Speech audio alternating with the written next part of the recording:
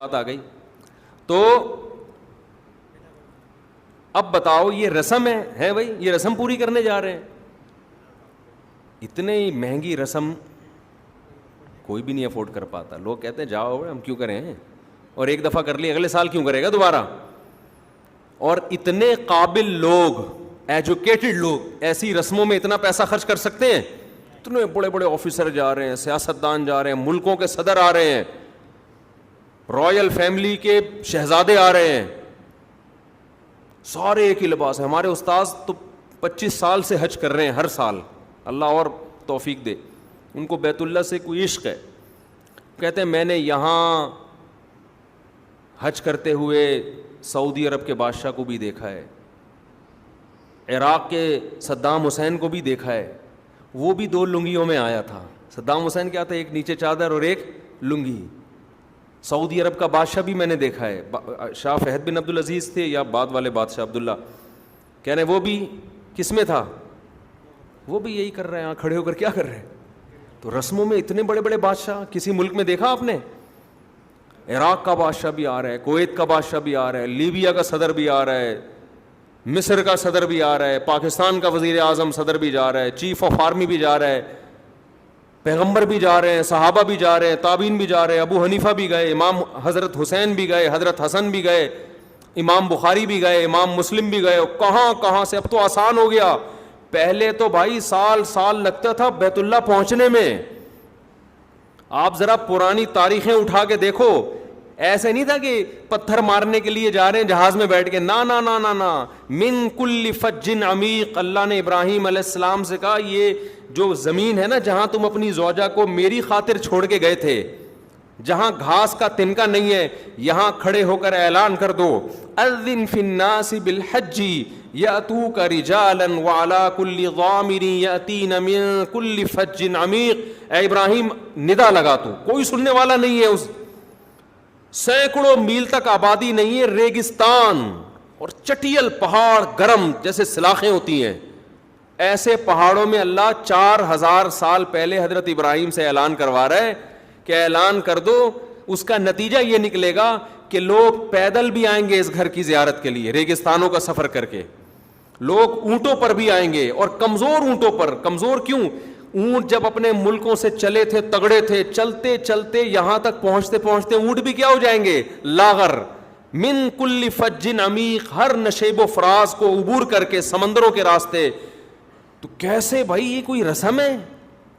جنگلوں کو طے کرتے آئے ہیں, سمندروں میں 4 مہینے سمندروں میں. آپ کو پتہ ہے دنیا کے بعض ملک کیسے آباد ہوئے ہیں؟ حاجیوں کا پورا گروپ سمندر میں نکلا تھا, راستے کیا ہو گیا, گم.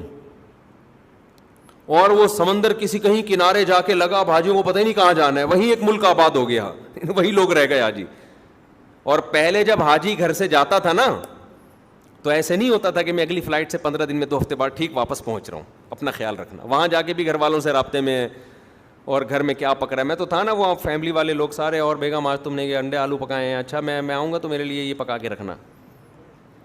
تو اتنا ایسا ہو گیا ہے.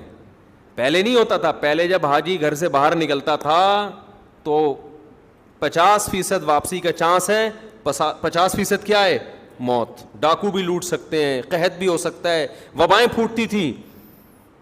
اب تو ویکسین ہر آدمی ٹیکے لگا کے, انجیکشن میں بیماریاں بھر کے نا, کہ بھئی یہاں نکال کے جا جو کچھ بھی ہے, وہاں نہیں کھانسنا جا کے منہ پہ. پہلے تو بیماریاں, کتنے لوگ مر گئے. اور جب ریگستانوں کو کراس کر کے بیت اللہ پہنچتے تھے, چیخیں نکل جاتی تھی لوگوں کی. ایسا جذبہ تھا لوگوں میں, کیونکہ مشقت تھی تو اللہ نے جذبے بھی زیادہ رکھے تھے پھر لوگوں کے. تو اب بھی مشکل ہے, اب بھی آسان نہیں ہے. اب جو لوگ سمجھتے ہیں نا کہ حج بہت آسان ہے, اب تو جاؤ 5 دن حج میں تیل نکل جاتا ہے انسان کا. وہ جو منی اور مزدلفہ احرام کی حالت میں, اور پھر طواف زیارت. وہ آپ یوٹیوب پہ طواف زیارت ذرا لکھ کے سرچ تو کریں, کیونکہ 3 دن کے اندر سارے حاجیوں نے طواف کرنا ہے. ایسے چپک کے لوگ چل رہے ہوتے ہیں, آسان نہیں ہے آج بھی. کیونکہ اب مشکل اس لیے ہو گیا کہ لائف بہت لگژری ہو گئی ہے. تو اب اللہ نے یہ سہولتوں میں ہی وہ ٹینشن رکھ دی ہے. ہمارے ساتھ جو ایک مولانا تھے, عالم تھے, انہوں نے بتایا کہ ایسا بھی ہوا یہاں پہ کہ لوگ آئے, احرام باندھ لیا, عرفہ سے پہلے گھر چلے گئے کہ ہمارے اندر ہمت نہیں ہے حج کرنے کی. ایسے بدبخت لوگ بھی ہیں کہ بھائی ہمارے اندر ہمت نہیں ہے, بھائی یہ تو بہت ٹینشن کا کام ہے. تو تبھی تو بھاگنے کی کر رہے ہوتے ہیں لوگ جلدی جلدی. تو رسم ہے یہ, دنیا میں کہیں اتنی مہنگی رسم نہیں ہوتی, اور جس میں کوئی انٹرٹینمنٹ نہیں ہے. ایک احرام میں جب انسان اتارتا ہے اتنا سکون ملتا ہے, اپنے شلوار قمیض میں آ گیا بھائی. تو یہ کیا سکھایا جا رہا ہے؟ غلامی. کیا سکھایا جا رہا ہے؟ غلام ہو, پیسہ خرچ کرو. اور اللہ نے دھمکی کتنی بڑی دی ہے, جو حج نہ کرے.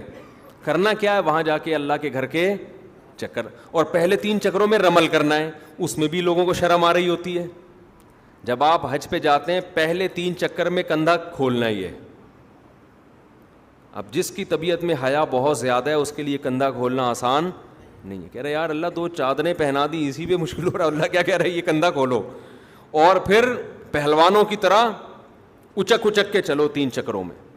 نہیں چلا جا رہا ہوتا, لوگوں سے شرم آ رہی ہوتی ہے, کبھی چلے نہیں اس طریقے. ایک صاحب نے تو مجھے کہا, اپنا واقعہ بتایا, ہمارے ریلیٹیو ہیں, کہہ رہے میں کبھی زندگی میں نے ورزش کی نہیں ہے, 55-60-65 سال ان کی عمر تھی.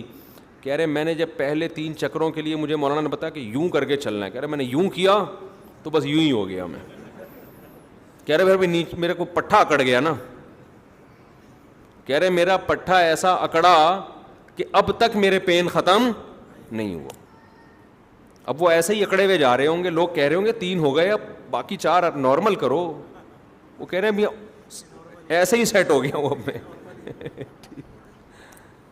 تو بھائی 3 چکر اکڑ کے کرنے ہیں, بس کرنے, اللہ کا حکم ہے. پھر حجر اسود کا بوسہ ہے, بوسہ نہیں لے سکتے, ہاتھ لگا کے ایسے چومو اس. تو یہ سارے کام وہ ہیں جن میں ہماری عقل کام کرنا چھوڑ دیتی ہے. صفا مروہ پہ دوڑو, یہاں سے یہاں تک دوڑ لگانی ہے, یہاں سے یہاں تک چلنا ہے. جنرل باجوہ بھی کر رہا ہے, وہی ضیاء الحق بھی کر رہا ہے, جنرل مشرف نے بھی کیا, زرداری صاحب نے حج کیا نہیں کیا مجھے نہیں پتا, وہ بھی کر رہے ہیں. بلاول بھٹو جائے گا, اللہ توفیق دے, اگر چلا گیا ہو تو اللہ قبول کرے, نہیں گیا ہو تو اللہ لے جائے, شاید اس کے بعد کچھ ملک کے حالات اچھے ہو جائیں. تو سب نے یہ کرنا ہے. امام بخاری گئے, انہوں نے بھی یہ کیا. امام مسلم گئے, انہوں نے بھی صفا مروہ پہ دوڑ لگائی ہے. کیسے لگ رہے ہوں گے امام بخاری دوڑتے ہوئے جا رہے ہیں بھائی, امام ابو حنیفہ دوڑتے ہوئے جا رہے ہیں, ابو بکر صدیق دوڑتے ہوئے جا رہے ہیں, حضرت عمر دوڑتے ہوئے جا رہے ہیں, پیغمبر صلی اللہ علیہ وسلم دوڑتے ہوئے جا رہے ہیں. تو کیا ہے اسلام, کیا سکھانا چاہتا ہے؟ عبودیت. تم کس کے غلام ہو؟ اللہ کے. اس کے بغیر آپ کی نیکی دنیا قبول کرے گی, اللہ قبول نہیں کرے گا. تو میں بتا رہا تھا غیر مسلم اس پہ اعتراض کرے گا, بھائی یہ اتنا پیسہ یار تم خرچ کر کے جاتے ہو, یہ اپنی کنٹری میں لگا دو, یہ بیوہ کو دے دو, یہ فلانے کو دے دو. ہم کہیں گے بھائی پہلے کس کا حق ہے؟ ہم تو بیوہ پہ خرچ بھی کس کے کہنے سے کرتے ہیں؟ بس اللہ نے کہا ہے. قرآن کے الفاظ دیکھو نا, وَيُطْعِمُونَ الطَّعَامَ عَلَى حُبِّهِ. اللہ کہتے ہیں ہمارے نیک بندے غریبوں کو کھانا کھلاتے ہیں. یہاں تک کہ جملے میں ہم میں اور غیر مسلم میں کوئی فرق نہیں ہے. ہم بھی کہتے ہیں نیک بندے غریبوں کو کھانا کھلاتے ہیں, ہندو بھی کہتا ہے نیک بندے غریبوں کو کھانا کھلاتے ہیں, عیسائی گورے بھی کہتے ہیں نیک بندے غریبوں کو کھانا کھلاتے ہیں. اچھی علامت ہے نا غریبوں کو کھلانا. بل گیٹس بھی کہتا ہے اچھے بنو اور غریبوں کو کھانا کھلاؤ. وہ کہتا ہے میں بھی کھلاتا ہوں, تم بھی کیا کرو, کھلاؤ. لبرل لوگ جو خدا کو نہیں مانتے وہ بھی کہتے ہیں اچھا انسان, نائس پرسن, جو غریبوں کو کھانا کھلائے. انگلش میں کہتے گا وہ, زیادہ سے زیادہ اردو میں شرم آ رہی ہوگی اس کو, نیک بولنے کے بجائے بولے گا نائس پرسن ہے, غریب کو پور بول دے گا. تو یہ اس پہ سب متفق ہیں, کوئی اردو میں ڈیفائن کر رہا ہے, کوئی انگلش میں, کوئی پشتو میں. لیکن قرآن کہہ رہا ہے نا نا نا نا نا نا نا, میری نظر میں نیک کی ڈیفینیشن یہ نہیں ہے. وَيُطْعِمُونَ الطَّعَامَ پہ تو ساری دنیا متفق ہے. یہ سمجھانے کے لیے مجھے پیغمبر کو بھیجنے کی ضرورت نہیں تھی. آگے جملہ ہے وہ پیغمبر تمہیں بتائیں گے, میں وہی کر کے پیغمبر پہ نازل کروں گا سورہ دہر کی آیتیں, اور میرا کلام پیغمبر نقل کریں گے. وَيُطْعِمُونَ الطَّعَامَ عَلَى حُبِّهِ. علا پتہ ہے کسے کہتے ہیں؟ علا کا مطلب ہوتا ہے اوپر. کیا مطلب علی حبہ؟ میں کہتا ہوں نا القلم علی الطاولہ، تو مطلب کیا ہے؟ قلم تپائی پر رکھا ہوا ہے. القلنسوۃ علی رأسی، علی کا مطلب کیا ہوتا ہے؟ پر. اردو میں جس کو ہم پر کہتے ہیں نا، اوپر. میں کہتا ہوں پگڑی یا ٹوپی میرے سر کے اوپر ہے. اب قرآن کے لفظی ترجمہ دیکھو، یہ لوگ لوگوں کو کھانا کھلاتے ہیں علی حبہ، محبت کے اوپر، یعنی محبت اللہ کی نیچے ہوتی ہے اور کھانا کیا رکھا ہوا ہوتا ہے؟ اوپر. لفظی ترجمہ اس کا یہ ہوگا، یہ کھانا اللہ کی محبت کے گویا اوپر رکھ کے کھلاتے ہیں. لفظی